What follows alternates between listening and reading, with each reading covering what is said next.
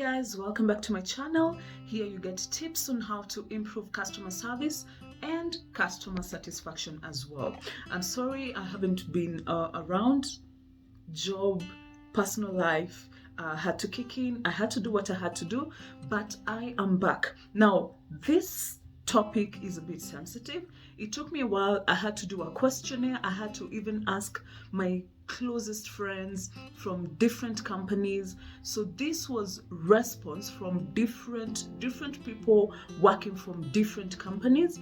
And one thing I came to find out is all these responses connect.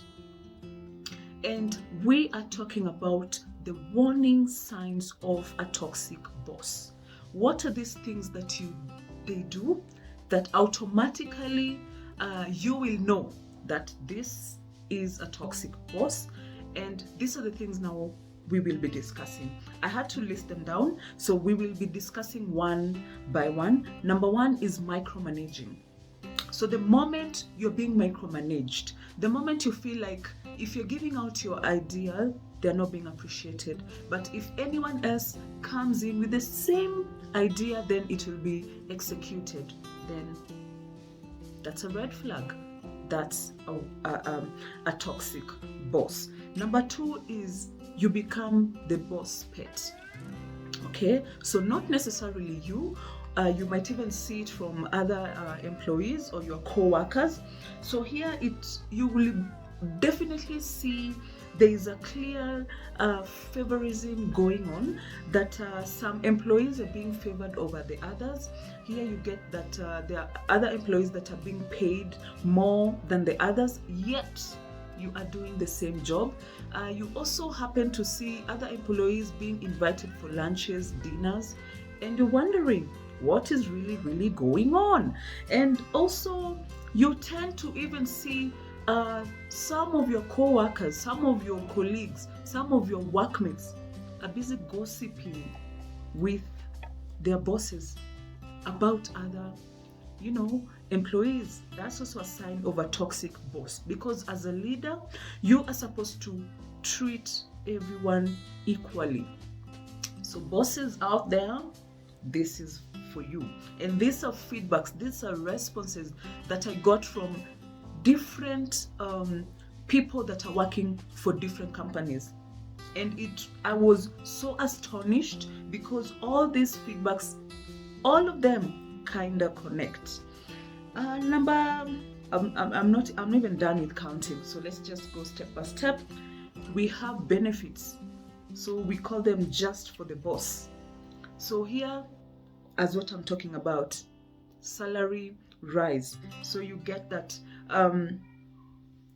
you are being treated in a special way. So you will notice, not you necessarily, but you can notice that not everyone is being treated equally. Okay, so there are people that are being treated in a special way. So they're being increased when it comes to their salary, and they're even given some company properties to use as personal use. And you're asking yourself, am I really working in the same company as this person? Red flag there as well. We have favorism. Okay, so you get that you are working under one company, but there's some people that are not working the same time as you.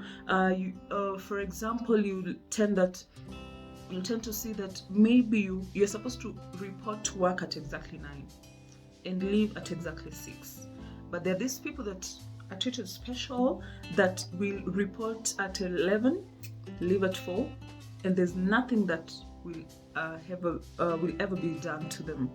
That's also a warning sign. And another one, I don't know if I can put it as a personal thing, but tone. I usually say it is not what you say, but how you say it.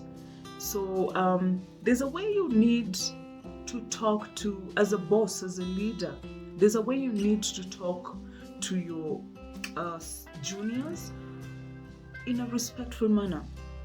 You do not need to raise your voice for someone else to understand you or listen to you. You do not need to command them. No, just talk in a more mature manner, because I understand we're in Kenya, so you are only allowed to work if you're over 18. So what does that mean? You are mature enough, you have your ID, you're in your stable state of mind to know what you're doing. So I wouldn't take it lightly if one of my bosses calls me shouting at me and expects me to deliver what they expect me to do. So tone really, really matters. We are all human beings. Kindly, bosses, treat your employees equally and with respect. Okay, so do not ever shout at someone. It is really disrespectful to start raising your voice at your fellow co-workers. It is not appropriate at all, and it shows a lot as you, as a human being, as the character, and as a leader. You're expected to know better than what you do. And how now do you deal with such matters? Because yes, you've already recognized or realized that this is a toxic boss. How again now do you need to talk, or do you need to solve? Because there's one thing with dealing with a toxic boss. If you're dealing with a toxic boss, then it will go down to your performance. You'll not be as productive as it's supposed to be, and sometimes it even goes to your personal life. You start becoming toxic, you start even bringing it to your house or to your home and to your family, and these are things that are not supposed to be done that way. So how now do you deal with such? Because again, this is someone that has authority over you. They feel like they have the command. How do you deal? You can either try to deal with it legally, or even start by involving the HR and trying to see if there's something that can be done. Because again, toxic bosses, you are the ones who usually make companies to fail. You can never work alone. You will always need people to work with. And I usually understand, and I usually say this thing: you can never be a boss and expect to be a leader. A boss works alone. They're busy commanding rules. But when it comes to a leader would want to work with his team members. Okay? So a leader would want to have a teamwork, which at the end of the day, if you're working as a team, you'll deliver on time. Everything will be productive. While bosses work with favorism, bosses work with gossips, bosses always are looking for opportunities where they feel like you need to bow down. Bosses are looking for puppets who, when they're being told to jump, they have to ask how high. Okay, so don't ever quote me or confuse being obedience or following rules and being a puppet. Okay, so always know the difference. That has been today's topic. Please feel free, comment, share, continue sending me your feedbacks.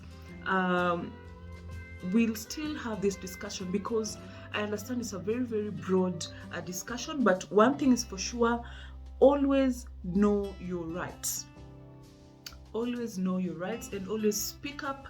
If you're somewhere that you are encountering such, kindly speak up. And before I forget, last one but not least, we have sexual favors. Okay, I had to put it as the last point because it's very, very broad. We have toxic bosses who think just because they are bosses, just because you've come to them asking for jobs, you now need to also give them sexual favors in return. That is not required at all. You need first to respect yourself as a human being. Okay, I know we are in desperate times. Pandemic has kicked in. People have lost their jobs. You as a boss, how disrespectful can you get, thinking that you can only offer jobs if you get sexual favors in return? Okay, so I urge all of you listeners, all of you followers, all of you that love watching my videos and everything, if you happen to experience such, always speak up. There are always people that are willing to listen to you. You can even include legal actions. I understand there are lawyers who can also help you guys, because we need to change this game. We need to change this mindset that people always think that you can always rise, you can always be promoted if you also deliver something back. Okay, let your hard work speak for you. Let your what is it called, your productivity speak for you, but never ever lay low or stoop low in a way that you need to give out sexual favors for you to be promoted, for you to get that salary rise, or for you to renew that contract. Okay, so thank you so much, guys. Keep liking, sharing, subscribing. See you next time. Bye.